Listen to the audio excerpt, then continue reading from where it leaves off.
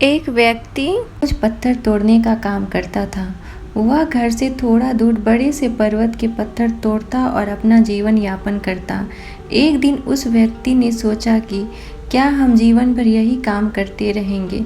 क्या हमारे ज़िंदगी में कभी आराम नहीं मिलेगा? बात सुनते ही उसके मन में एक असंतुष्टि की भावना उत्पन्न हो गया और वह अपने आप को कोसने लगा। असंतुष्टि की भावना के कारण उसे रातों की नींद आना बंद हो गया। वह हमेशा सोचने लगा कि मुझे बड़ा बनना है। एक रात जब वह सो रहा था तो उसे एक सपना दिखाई दी। जब वह पत्थर तोड़ने जा रहा था, उसे रास्ते में एक बड़ा सा बंगला दिखाई दिया।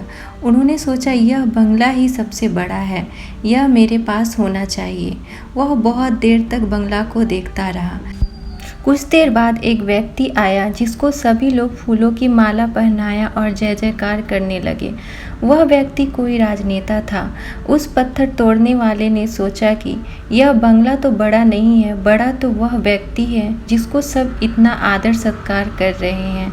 अब वह पत्थर तोड़ने वाला व्यक्ति सोचने लगा कि नहीं, मुझे नेता बनना है। बंगला और नेता को धूप में खड़े होकर देखते देखते पत्थर तोड़ने वाला पसीना से तरबतर हो गया। फिर उसने ऊपर देखा, उसे सूरज दिखाई दी।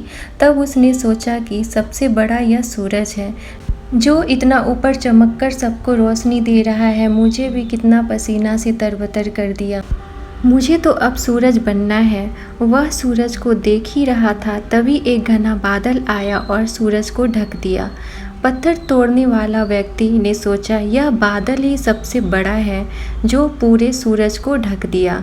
वह व्यक्ति बादल को देख ही रहा था कि तभी हवा का झोंका आया और बादल को दूर ले चला गया।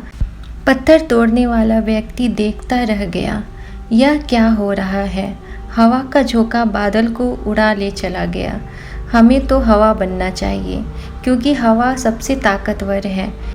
यह बात वह पत्थर तोड़ने वाला व्यक्ति सोच ही रहा था कि हवा एक एक पहाड़ से टकराया और हवा ने अपना दिशा मोड़ दिया। इससे पहाड़ टस से मस नहीं हुआ।